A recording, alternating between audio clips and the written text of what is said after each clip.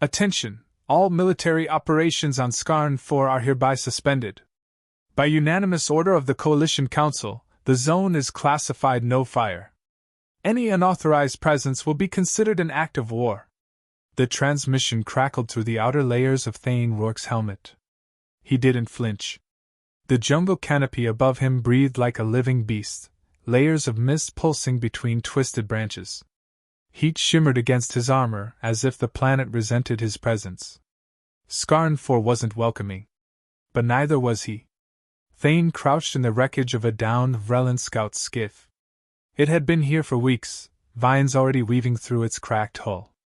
The pilot, long dead. One shot to the head, clean and silent.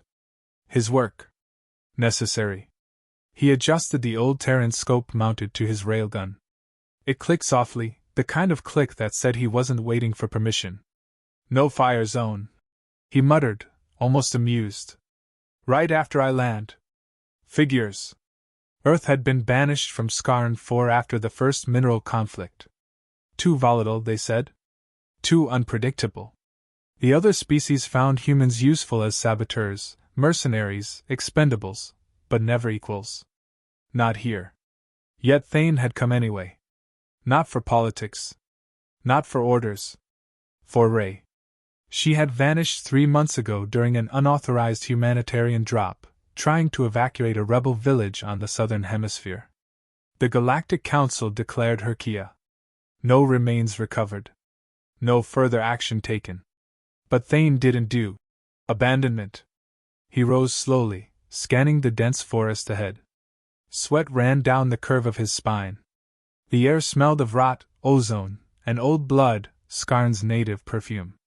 Somewhere out there, past the moss-wrapped ridges and mine-laced ravines, was the summit of alien generals who had brokered this fragile ceasefire. They were meeting under the banner of diplomacy. They had Ray. Thane knew it. The evidence wasn't on paper, it was in the holes, gaps in reports, redacted chatter, an intercepted whisper from a drunk Sornian arms dealer in a neutral port. Your friend didn't die. She screamed loud. That was enough. Thane moved through the jungle like a whisper. The underbrush barely stirred beneath his steps. His armor, outdated but customized, absorbed thermal signals, scattered scans, and muffled sound. He wasn't a soldier anymore. He was a shadow with a score to settle. A drone zipped by overhead, flashing the Coalition insignia. He froze behind the twisted trunk of a plasmachard tree. The drone paused. Scanned. Moved on. They were enforcing the no-fire declaration. Tight patrols. Sensor nets. The aliens weren't just negotiating, they were hiding something. Thane didn't care what. He only cared that they thought they could use Ray as a bargaining chip. His path led to the cliffside ruins of an old colonial drop zone. Discarded crates, shredded tents, and a rusted solar dish jutted out like bones. He found a body, half buried in ferns. Vrellan again. Uniform shredded. Clawed apart. Nearby, a comm tag blinked dimly. Terran Tech. Ray's tag. He knelt and picked it up. The casing was dented, but still encoded. He slid it into his bracer. Static. Then her voice, faint, clipped, but unmistakably Ray. Approaching Coalition outpost, not evac, they lied. I think. Silence. Thane's jaw tightened. He looked around, recalibrated his route. The message was old.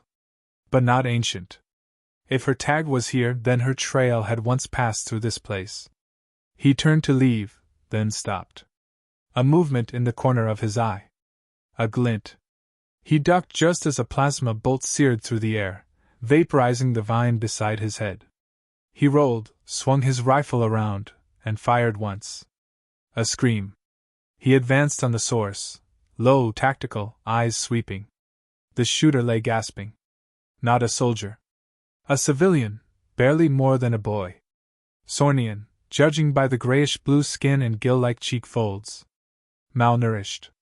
Wearing a rebel armband. His hand trembled around a half-broken pistol. You're human. Good guess, Thane replied, crouching beside him. Why'd you shoot? The boy coughed blood. They said, humans kill everything. I didn't want to die scared. Where's the girl they brought through here? Terran. Brown hair. Quiet voice. Stubborn. The boy blinked.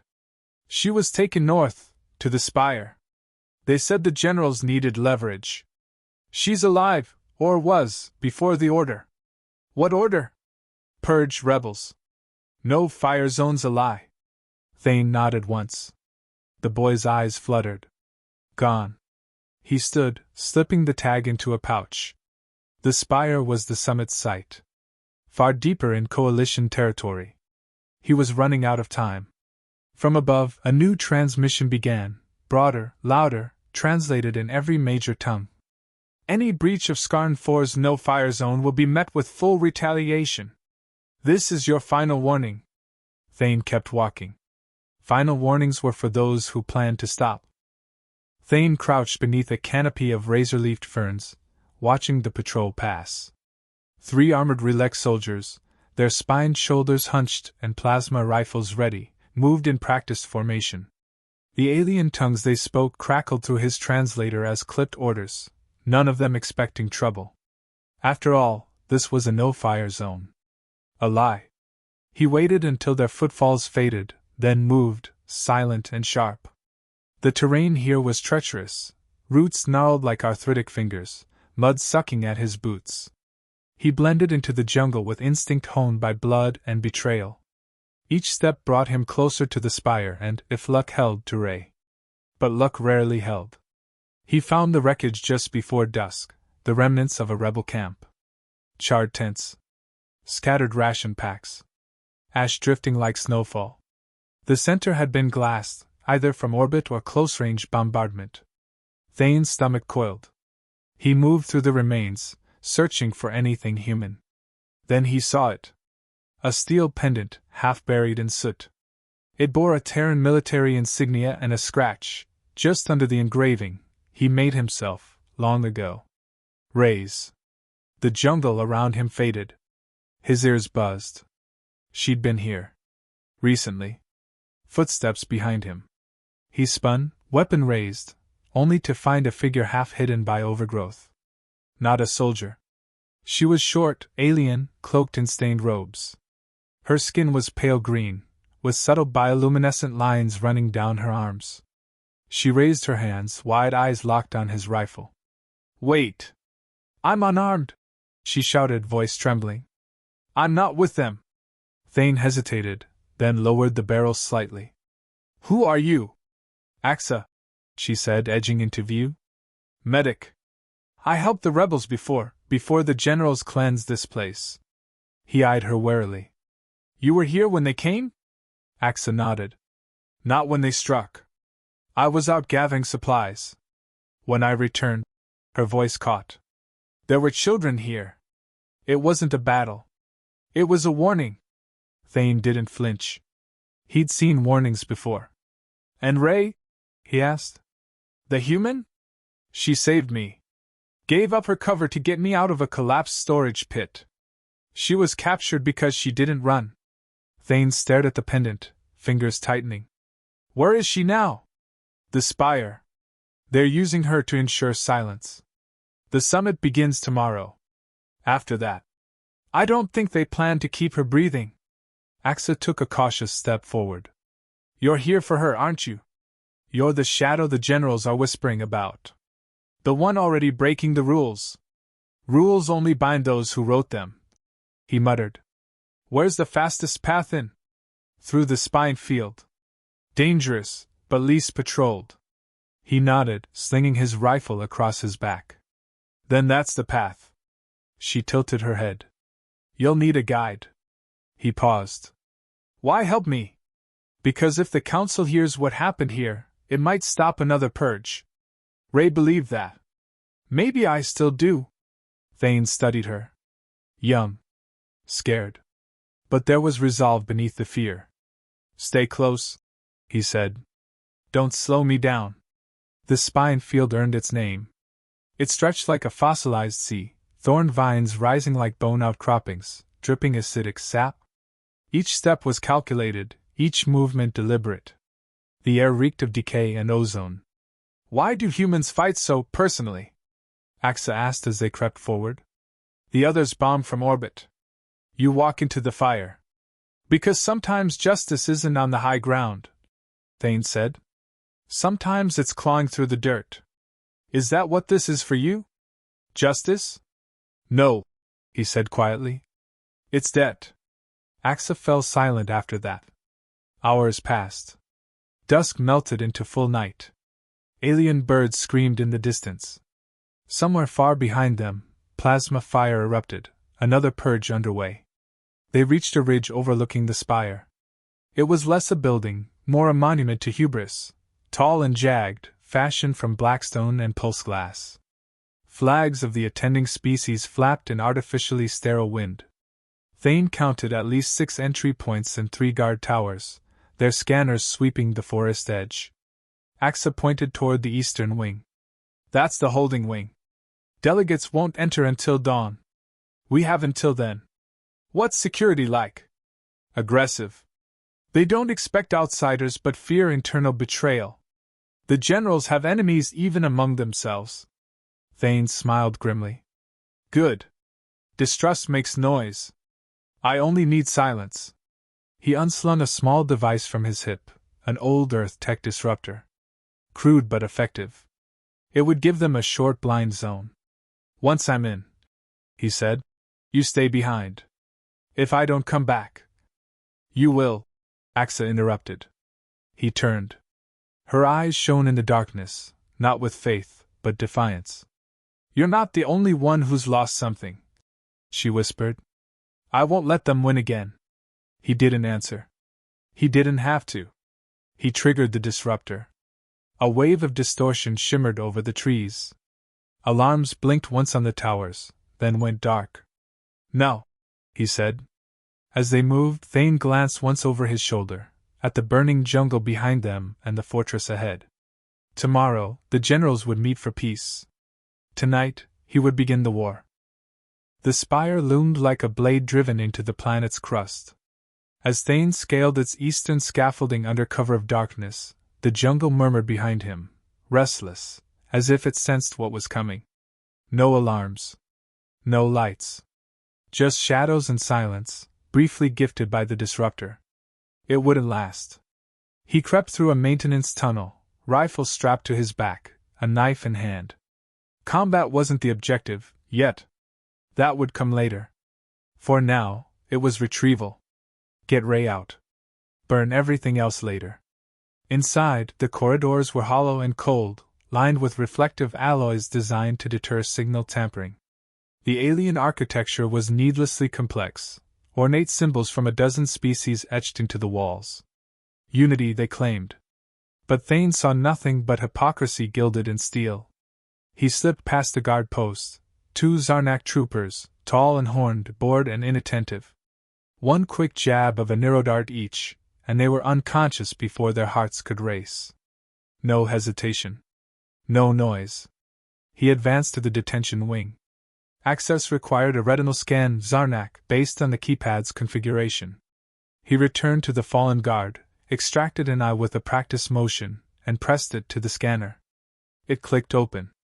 Inside the holding cell area, a soft green glow pulsed along the floors. Life sign monitors. 5 occupied cells. Ray was in the 3rd.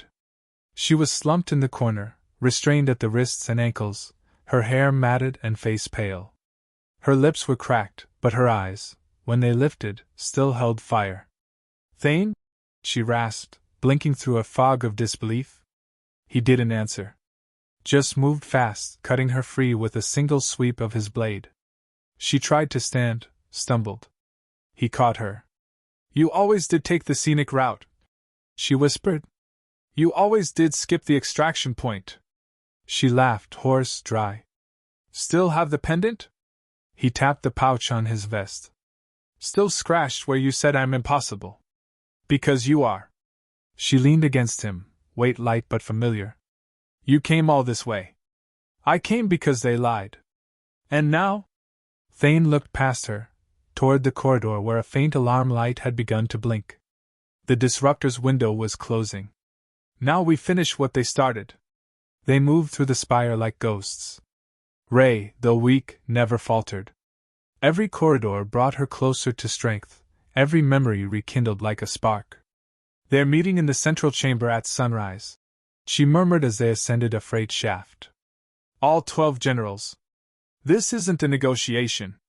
It's a culling. Axa told me? Purges cloaked in diplomacy. And you still came? Because some truths need witnesses. At the top level, near the summit's rotunda, they paused. The chamber below shimmered through a one-way observation panel. 12 generals gathered around the translucent table, their voices low but audible through the security feed. The Terran is no longer a threat, one sneered. The spotter is detained. Her extraction team never arrived. Once the no-fire window closes, execute her. Quietly. Ray's fists clenched.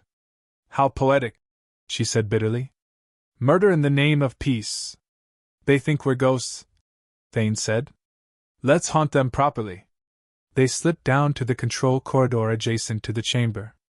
Inside, Axa was already waiting, breathless, carrying a compact transmitter. It's ready, she said. I linked it to every coalition broadcast net. One push, and the Spire's feed goes galaxy-wide. Upload everything, Thane said. Every war crime. Every purge. Make them answer to more than shadows. Done, she replied, pressing the control. Down in the chamber, confusion erupted. Screens ignited. Hidden footage flashed, burned villages, dead children, terrified rebels. The generals looked up as the transmission beamed across the galaxy. One rose in panic. This is unauthorized, shut it down! Another shouted. Where's it coming from? Ray stepped into the chamber from the side door, weapon raised. Her voice cut like glass. From the people you failed to bury. Gasps. Weapons drawn. Thane followed her in. No fire zone, right? He said casually, unslinging his rifle. Guess I missed that memo. A dozen barrels pointed their way. But none fired. Not yet. Then one general panicked. A shot rang out. Ray ducked, rolled. Thane fired back, precision round to the arm. Chaos erupted. But they weren't here to win a war. Just to end a silence. Axa activated the panic sirens. Doors slammed shut. External forces began flooding toward the spire, Council forces, responding to the live broadcast. All eyes were on Earth now. In the final moments, Ray stood over a wounded General Zarin, the architect of her capture. He wheezed through shattered ribs. You don't belong here, he hissed. Neither do warlords in suits, she replied, then turned away.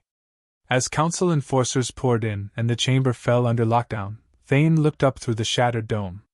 Skarn stars blinked silently, like they'd always known this day was coming. They tried to erase us, Ray said beside him. Then let's write our own ending, Thane replied. They walked toward the exit, shoulders squared. Neither looked back. Smoke rose from the fractured dome of the spire, curling into the bruised sky above Skarn 4. Coalition banners fluttered in ruin, singed and torn, their symbols meaningless now.